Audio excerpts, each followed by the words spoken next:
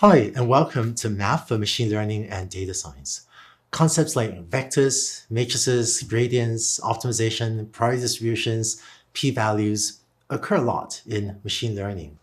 When you learn about these concepts, you gain a deeper understanding of how and why machine learning algorithms work. And when you understand the math behind machine learning, you be able to better go beyond just using out-of-the-box machine learning algorithms to build and customize the models more. And you also be better able to judge when to apply which technique.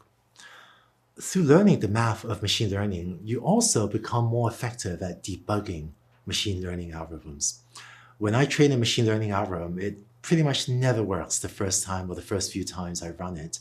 And so the math has frequently helped me, and I'm sure helped you too, to make better decisions about how to efficiently improve the performance of your machine learning algorithms.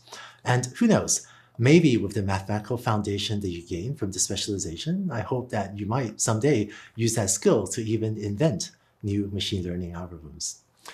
I'm thrilled to introduce to you the instructor for this specialization, Luis Serrano. When DeepLearning.ai set out to create this specialization, I hope to find an instructor who could bring math to life with visual examples that convey the intuition behind these math concepts. We spoke with many people to try to find the best instructor for these concepts, and I was thrilled when we found Luis, who turned out to be a fantastic fit. Luis is a machine learning engineer, researcher, and an educator with a PhD in pure math. He was a machine learning engineer at Google, where he worked on the YouTube recommender system, and he was also lead AI educator at Apple. Luis also holds a popular YouTube channel called Serrano Academy, where he puts together math and machine learning concepts in a really illustrative, really delightful visual style. He's also the author of a best-selling book, Grokking Machine Learning. With Luis teaching the specialization, I'm confident you're in good hands and you enjoy learning these materials about math for machine learning and data science. So I'm thrilled to have you with us, Luis. Well, thank you very much, Andrew. It's great to be here. And it's actually funny because it was about 10 years ago that I started hearing the term machine learning. And I remember got my computer and Google searched introduction to machine learning courses. I thought it was going to be a very complicated thing, but I looked and the first hit was your class. So I started taking your class and I was blown away by how wonderful and simple it was. So thank you for that. And for me, it's very interesting that 10 years later, I'm on the other side of the camera talking to you about machine learning courses. So it's great to be here. Thank you. No, thank you. I'm so glad to have you here. And in fact, I did not know that story, but actually makes me reflect, when you're watching this, learning math from Luis, maybe a few years from now, maybe 10 years, maybe even faster, if you find it in you to teach something online, I think that could be very cool too. Yeah, you'll be on this side of the camera. We have another chair. So this specialization has 3 courses, and the first one, which is just 4 weeks long, is on linear algebra. Do you say a bit more about what the first course of the 3 is about? Yes, so the first course is linear algebra, and in this course we cover anything regarding vectors, matrices, linear transformations, systems of equations, determinants, etc. But we like to see it in a different light. So for example, a matrix can be seen as an array of numbers, but that's like seeing a book as an array of letters. Books have a lot of interesting stories and can take you to places in your mind, and matrices are the same. They can be seen in much deeper ways. Yeah. In fact, one thing I've heard you say is I think that if you look at how a neural network or some learning algorithm manipulates data, Yeah. a lot of a neural network is built on top of matrix operations to take the data set, rotate it, turn it, warp it, and multiple times with multiple layers of a neural network, so that eventually you get out some answer like predicting, is this a cat or a dog? And that's what neural networks do, right? They're just a bunch of matrices with activations in the middle that warp space. Yeah. So I think, given that so many of the most important learning algorithms, including neural networks, but many others, are built on top of matrix operations, gaining that deeper intuition about how it all works will give you a better sense of how neural networks and many other learning algorithms actually, do the magic that they do.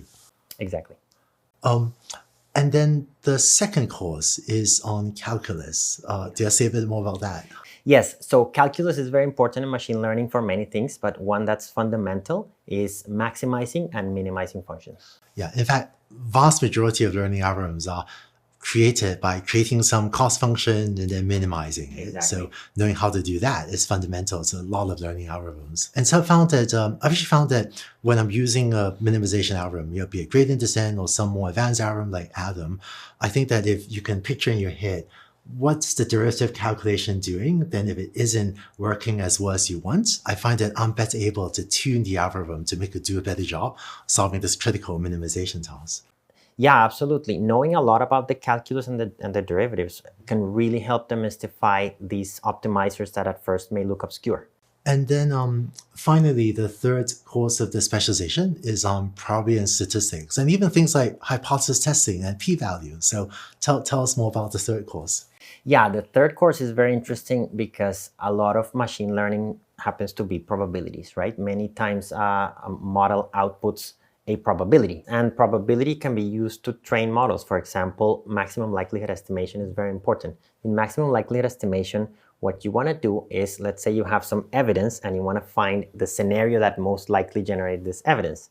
That's machine learning. Your evidence is your data, and you want to find the model that most likely generated this data. So you want to maximize the probability that the model generated that data.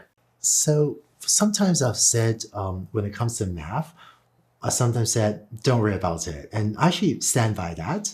When you're learning machine learning for the first time, to get it to work, sometimes you don't need to worry about the intricacies of exactly how the math works. But as Lewis was saying, to get to that next level of expertise, when you can then start to gain that deeper understanding of that math as well, you can then learn a better, deeper mastery of the algorithms that you're using and building.